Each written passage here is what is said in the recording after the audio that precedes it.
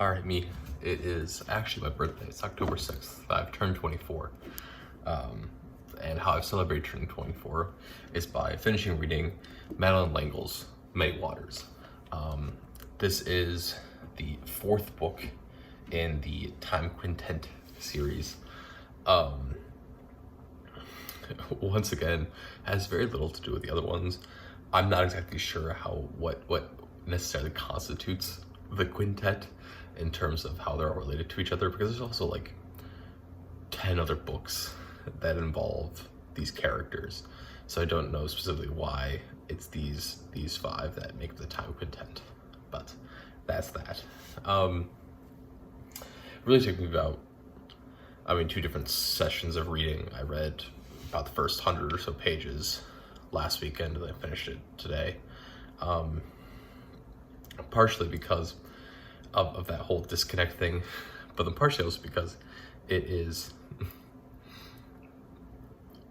a modified and more digestible version of Genesis, if I remember correctly.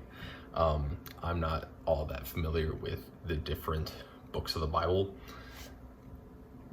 so remembering them all is not my forte, and what exactly constitutes within each one.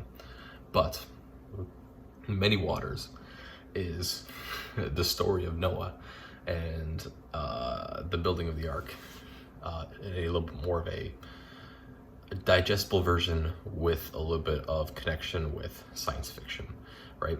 This is where the other books kind of started to do this, of where you're trying to focus more on fantasy type verse and connecting it with religious themes, and then having some science fiction that kind of draws and pushes through the overarching ideas, versus this book where it's like the first 10 pages and the last 10 pages are like based in science fiction and getting our main characters home, and the rest of it is Genesis. However, fun thing about this book is that it stars the twins, Sandy and Dennys, who, as I've talked about with some of the other books, right, when they talk about being the happy mediums of the world, or learning to adapt and learning to live, it's often talking about,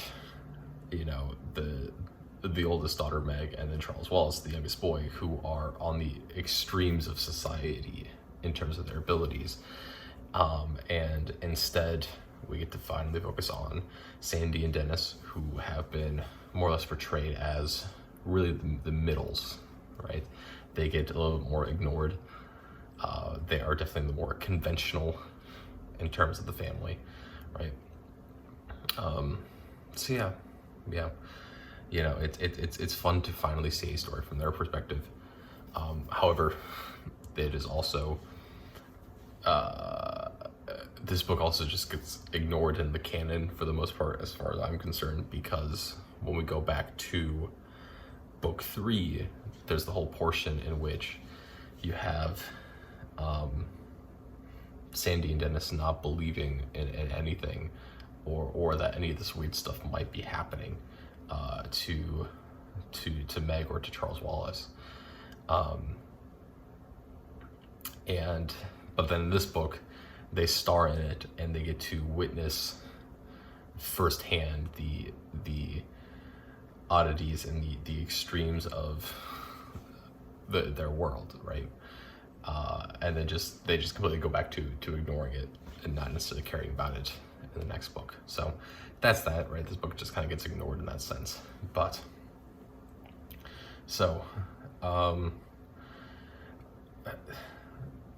what I think is really, really interesting to me about this book is this was published in 1986, I believe. And so that puts it roughly 20 years after A Wrinkle in Time. And it's certainly meant for a slightly older audience, but not all that older. Looking at the way that they write, that it's written and everything. really wrinkled time to me is kind of like 4th through 6th kind of grade level to me. And then this is really kind of maybe 7th through 9th, maybe. And that would be, to me, that would be kind of pushing it in terms of how they describe things and everything, and the words that are there, right? However, right, even though we only have this really small gap in terms of reading level and maturity, what we describe in Many Waters is certainly very, very, very different. We focus a lot more on the fact that the boys are teenagers and they are growing and they are hitting puberty and they have sexual desires and they have their bodies are growing, their bodies are changing. And so in one sense the book is also about that, right? It's about the men's side of puberty, and how that affects them, how it affects their thinking and what they do and what they choose to do. But also it's a very interesting jump of where in a 20-year time span of what we deem as appropriate or what we're willing to publish in a book meant for kids of relatively the same age, where there's not a huge age gap between them,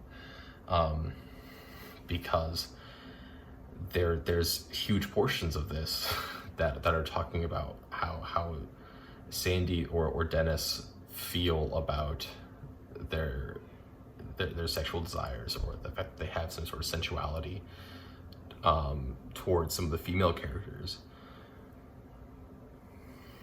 I don't know what that was. And then, this also involves one of them, I don't know, I think it's Sandy, that doesn't call it to her face, but thinks it, of calling one of the main characters a slut, right? And it's like, why? That would never be something that would have ever envisioned happening in really the first 3 books in terms of that, versus now, where even just this 20-year span, how much more we're willing to put into literature and put into books, right? And that is certainly even more so now that we're about 40 years after this book, about what we're willing to portray and show and have children read, and what they're allowed to be exposed to, but also what we're willing to expose and read in public, right? There is the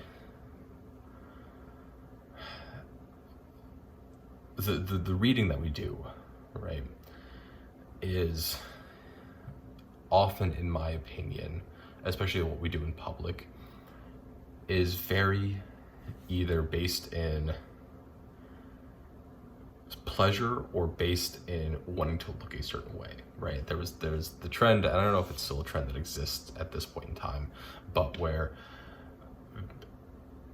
young men 18 to 25 or so would go out into public cafes, wherever, and would be reading academic or like feminist books, but not actually be reading them. They would just have them with them in an attempt to impress young women.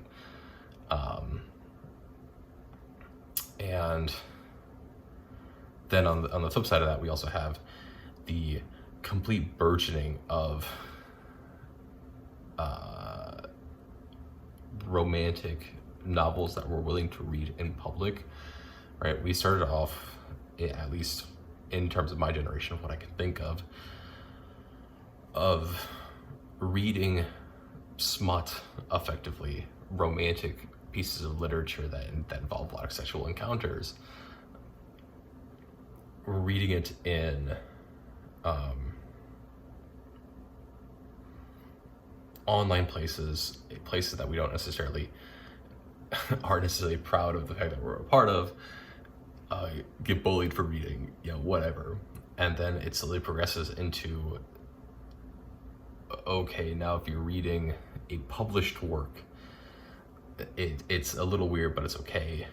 To then, when 50 Shades of Grey became really, really popular, everyone was reading that in public, and it was very weird to look at, versus now where that sort of style of book and that genre type of book is no longer something that gets second guessed when it's being read in public. And to me, it really just shows, how in a span of 20 years, how much, in this case, even, 10, 15 years, how quickly we are willing to change our outlook and what's deemed acceptable in public and what's not. So that's that part, right? Yeah, Many Waters itself. I mean, there's not a lot to me that's super, super interesting, right? It gets touched a little bit about the inherently very masculine focused portions of the Bible, in which, as Sandy and Dennys both correctly end up identifying at the very end, is that what ends up happening is that it is Noah and his sons and their wives. Noah has daughters. Those daughters are not allowed to be part of the future of the ark. Everything's designed to be inherited or descended from Noah. And because of the way that male hierarchy works and patriarchy works, those daughters are not descendants in the same way. They don't carry on the legacy, right? Which is a whole other issue, right? But then also Sandy and Dennys also eventually point out, like, oh yeah, these people are people that exist in the Bible. It's just they don't get named. The men get named, but then they're just the wives of, for the most part. So that's a part that's interesting to look at. You also have this continuation of capitalistic ideas versus capitalistic and Western ideals that fall in line with the WASP, the white Anglo-Saxon Protestant, versus communistic ideals, but they're not even necessarily just communistic ideals, just ideals that aren't involved with this, right? You have the continuation of seeing good things being white and blonde and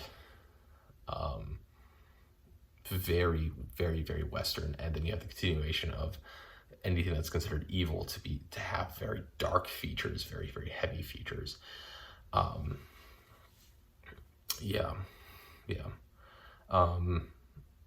You then also have this kind of constant battle between, makes up some characters, but the seraphim and the Nephilim, which are basically the angels and the devils. I mean, that's really what it is. And it is the devils that provide some sort of human materialistic comfort in things, versus the seraphim, which are in basis of belief, which is best symbolized by the unicorns that are more or less in their control. But yeah, they're just the symbols of belief, right? In Christianity, and how many of the people are moving away from this, and therefore not good people anymore. It's one of these things of where there's a pretty black and white the distinction that gets made here in terms of what's good and what's bad. And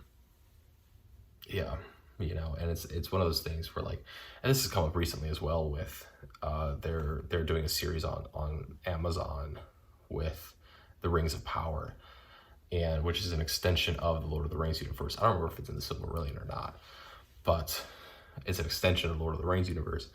And one of the things that they did in that series was they made an orc family look upset or distraught that their husband was going to war, that someone was dying, something along those lines, right?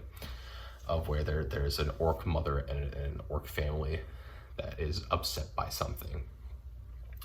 And I remember it sparked, for at least a little bit, this outrage that occurred, but especially from generally considered to be very heavy, very strong Lord of the Rings fans, which is that the orcs are just meant to be pure evil, no matter what. Versus what I personally think is more interesting, as well as what I think gives things more human, more humanistic feel to things but then also wanting sympathy for things and what is good and what is bad, exploring these little bits of gray areas, even if it's just for a moment of these are clearly creatures that exist within a setting where that is the culture and but they're still allowed to be upset by what's going on. And I think it's the idea of just having a very, very distinct black and white, one is good, one is bad, is not a very interesting in any sort of way, unless you are specifically only concerned about the hero's journey and the overcoming of evil by one character, right, or by a small group of characters. So I don't know. That's Many Waters by Madeline. Yeah.